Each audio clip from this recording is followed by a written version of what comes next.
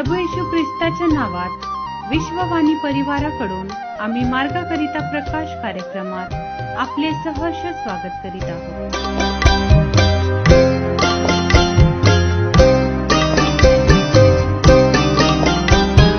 पूर्व दिशेला उगवे तारा, हर्षमनी दाटला.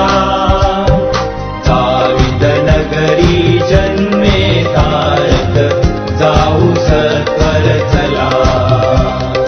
पूर्व दिशेला उगवे तारा, हर्षमनी दाटला. दाविद नगरी जन्मे तारक, जाऊ सत्वर चला.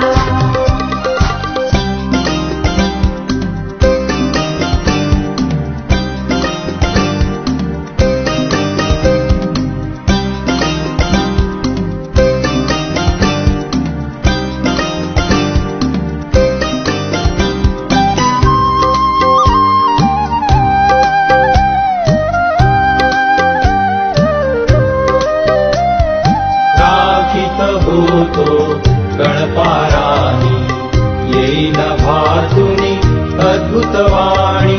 राखीत होतो गणपारानी, येईन भातुनी अद्भुतवाणी. दूत मंडळी गाती गाणी, दूत मंडळी गाती गाणी.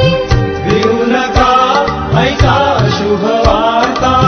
भिऊ नका, ऐका शुभवार्ता. ख्रिस्त आज जन्मला. दाविद नगरी जन्मे तारक, जाऊ सत्वर चला. पूर्व दिशेला उगवे तारा.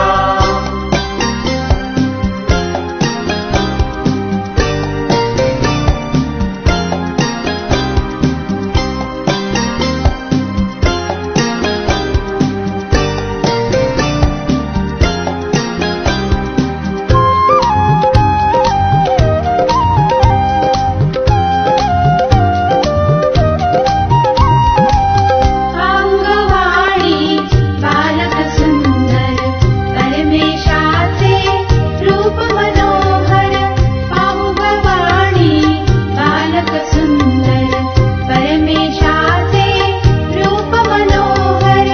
प्रेम पित्या आजच्या म्हणण्याकरिता निवडलेला शास्त्रभाग लूक याचा 2रा अध्याय 7 ते 9 ही वचने.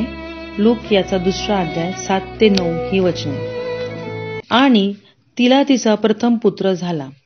त्याला तिने बाळंत्याने गुंडाळून गव्हाणीत ठेवले, कारण त्यांना उतार शाळेत जागा नव्हती. त्याच परिसरात मेंढपाळ रानात राहून रात्रीच्या वेळी आपले कळप राखीत होते. तेव्हा प्रभूचा दूत त्यांच्याजवळ उभा राहिला. प्रभूचे तेज त्यांच्या भोवती प्रकाशले आणि त्यांना मोठी भीती वाटली. प्रभू परमेश्वर वाचलेली वचने आपणा सर्वांसाठी आशीर्वादित करो. तारणाऱ्या प्रभू येशू ख्रिस्ताच्या पवित्र नावात सलाम. आपण लूक शुभवर्तमान याचा 2रा अध्याय त्याची 7 ते 9 ही पवित्र वचन वाचली. या वचनांमध्ये आपण येशू ख्रिस्ताच्या जन्माविषयी पाहतो. जी कुमारी मरिया आहे तिने तिच्या प्रथम पुत्राला जन्म दिला आहे आणि तिने त्या बाळाला गुंडाळून गव्हाणीत ठेविलं, कारण त्या उतार शाळेमध्ये जागा नव्हती. आणि खरोखर माझ्या प्रियांनो, प्रभू येशू ख्रिस्ताला तिच्या आईने म्हणजे मरियेने गुंडाळून त्या गव्हाणीत ठेवलेला आहे. आणि त्या परिसरामध्ये मेंढपाळ आपली मेंढरं रानामध्ये राखत होती आणि त्यांना देवाच्या दूताने दर्शन दिलं आणि त्यांच्या सभोवती त्या दूताचा प्रकाश प्रकाशला आणि त्यांना मोठी भीती वाटली, असं देवाचं वचन सांगतं.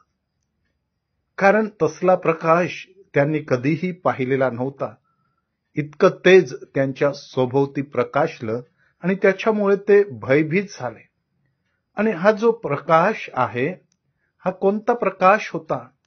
त्या प्रकाशाविषयी काही भविष्यवाण्या केलेल्या आहेत आणि आपण पाहतो की यशया 9 आणि 2रं वचन सांगतं की अंधारात चालणाऱ्या लोकांनी मोठा प्रकाश पाहिला आहे मृत्यूशाहीच्या प्रदेशात बसणाऱ्यांवर प्रकाश पडला आहे. होय माझ्या प्रियांनो, जे पापाच्या अंधकारामध्ये होते त्यांच्यासाठी हा देवाचा प्रकाश म्हणजे प्रभू येशू ख्रिस्त या जगामध्ये मानवी देह धारण करून आला. आणि ज्या दिवशी त्याचा जन्म झाला त्याच दिवशी त्या मेंढपाळांना हे शुभ वर्तमान, ही तारणाची बातमी सांगण्यासाठी तो देवदूत त्या ठिकाणी आलेला आहे. आणि तो मोठा प्रकाश पाहून त्यांना मोठी भीती वाटलेली आहे. परंतु हा जो प्रकाश होता तो भय किंवा भीती दूर करण्यासाठी आलेला होता. आणि ती भीती कोणती भीती? मरणाची भीती. म्हणून या ठिकाणी यशया म्हणतो की मृत्यूशाहीच्या प्रदेशात बसणाऱ्यांवर प्रकाश पडला आहे. ते मेंढपाळ मृत्यूशाहीच्या प्रदेशामध्ये बसलेले होते आणि तो जीवनाचा प्रकाश त्यांच्यावर पडला. योहान 8 आणि 12 मध्ये देवाचं वचन सांगतं, ख्रिस्त येशू स्वतः म्हणतो की मीच जगाचा प्रकाश आहे. जो कोणी मला अनुसरतो त्याच्या ठायी मुळीच अंधकार राहणारच नाही, तर त्याच्या ठायी जीवनाचा प्रकाश राहील. हा जीवनाचा प्रकाश त्या मेंढपाळांना त्या दिव्यदूतांनी दाखवला आणि त्यांचं सर्व प्रकारचं भय, त्यांची भीती त्यांनी दूर केली. कारण तो ख्रिस्ताचा प्रकाश होता, तो तारणाचा प्रकाश होता, तो पाप क्षमेचा प्रकाश होता. कारण ते पापाच्या अंधकारामध्ये, पापाच्या गुलामगिरीमध्ये चालत होते, परंतु त्या गुलामगिरीतून मुक्त करण्यासाठी तो प्रकाश त्यांना मिळाला. आणि म्हणून या ठिकाणी आपण वचन पाहतो की त्यांना मोठी भीती वाटली, परंतु ती भीती, ते भय त्या देवदूतांनी त्यांचं दूर केलं. देवा, ही वचनं आपणासाठी आशीर्वादाची करो. आपण प्रार्थना करूया. स्वर्गीय पित्या, तुझी स्तुती करतो, तुला धन्यवाद देतो यासाठी की पवित्र परमेश्वरा, खरोखर आमच्यासाठी तुझा एकुलता एक पुत्र प्रभू येशू ख्रिस्त जगाचा प्रकाश म्हणून या जगामध्ये आला. आणि आम्ही जे मृत्यूशाहीच्या प्रदेशामध्ये बसलेलो होतो, आम्हास तो जीवनाचा प्रकाश देण्यासाठी तुझ्या पुत्राला या जगामध्ये पाठवलं आणि ख्रिस्त येशूच्या द्वारे तो आम्हाला जीवन दिलं. त्याबद्दल तुझी स्तुती करतो. येशूच्या नावात मागतो, म्हणून तो ऐक. आमेन.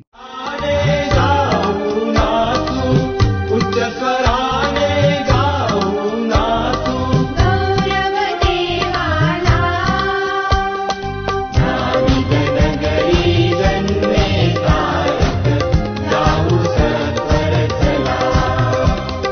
पूर्व दिशेला उगवे तारा, अशंगनी दाटला. नाविक नगरी जन्मे तारक, जाऊ सत्वर चला.